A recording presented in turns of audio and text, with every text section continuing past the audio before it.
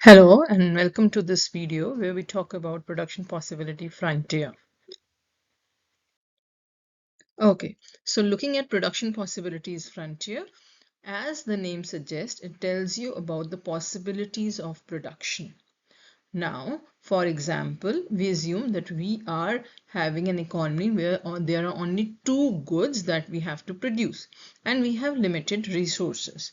So, production possibility frontier is a curve that shows the maximum attainable combination of two goods that can be produced within the available resources.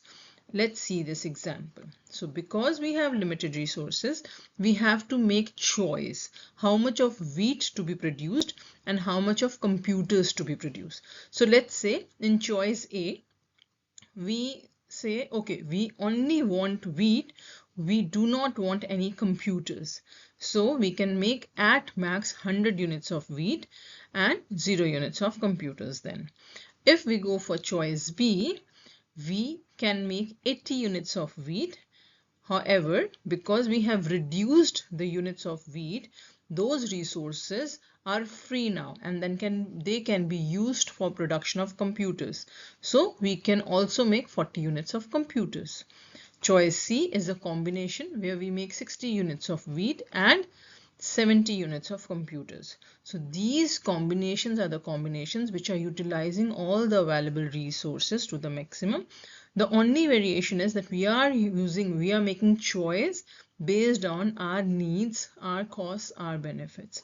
Now let's try and graph it up. If you have, so you have two axes, one axis has wheat on it, the other axis has computers on it. Now let's try to mark these points. Now point A, we have 0 units of computers but 100 units of wheat. So it will be somewhere here. Just let me use the pen here. So this will be somewhere here, right? So this is point A. Now, next is point B, where 80 units of wheat are being produced and 40 units of computers. So somewhere here, point B. Next is point C, 60 units of wheat, while 70 units of computers. So somewhere here, C. D is 40 units of wheat and 90 units of computers. So somewhere here. And E is 0 units of wheat and the maximum computers that we can make is 100, and which is, let's say, point E here. Now, if we join these points, we get our production possibilities frontier. And you can see it's the shape is concave, right? So this is called our production possibilities frontier, production possibilities frontier. And any point that is there on this curve is efficient level of production. So you can see if we want to achieve B, we can from point A, we can achieve that only by reducing some units of wheat, then only we can increase some units of computers. So to increase the production of one good, you have to give up the production of another good.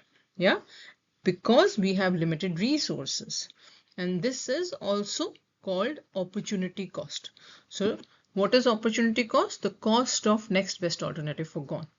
So here, if we move from point A to point B, the opportunity cost of producing 40 units of computer would be giving up 20 units of wheat. Now let's talk about the idea of efficiency for a production possibilities frontier. Now given that we have scarcity of resources and the objective is to make the best possible use of resources, any point that you can achieve and which is on the production possibilities frontier is efficient. Now this simply means that this point, may it be point B, point C or point D, they are utilizing your resources efficiently. So efficient utilization of resources. While any point which is outside the production possibilities frontier is not possible or is unattainable because it is beyond the available of our resources. We cannot achieve this point, at least now, within the available resources. Now, any point inside the curve, like point A, is inefficient. This is indicating inefficient allocation of resources. That means we, without even decreasing a single unit for one good, we can easily increase a few units for the other good. That means that we are not utilizing our resources efficiently when we are at point A. Now let's talk about production possibility shifter. It simply means those conditions wherein our production possibilities will shift, right? So it can be because of change in quantity or quality of resources, or it can be because of change in technology. Let's look at some example on the next slide. Now let's try to understand the production possibilities frontier shifters using some examples.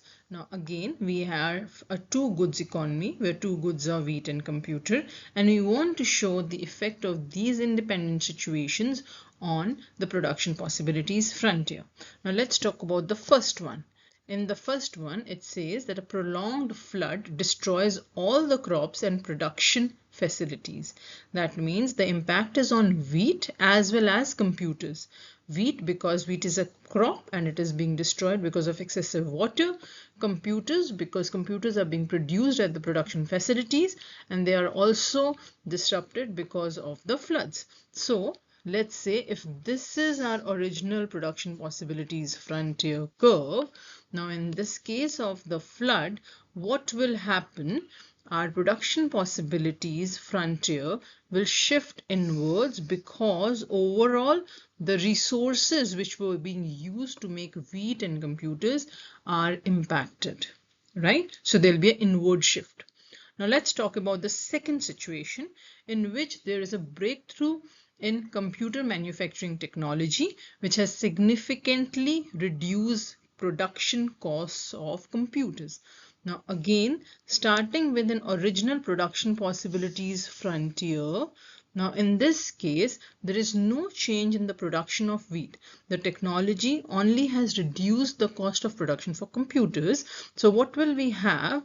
We'll be having a curve which stays same for wheat, but for computers, it can make more computers. We can make more computers because the technology advancement has taken place in computers industry, right? Now next, the third, so this was the second situation.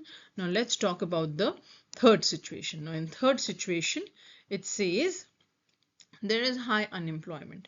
So let's say if this is the original production possibilities frontier, and now what has happened, neither there is a decline in the availability of resource as in people, human resource, nor there is an increase in the availability of resource.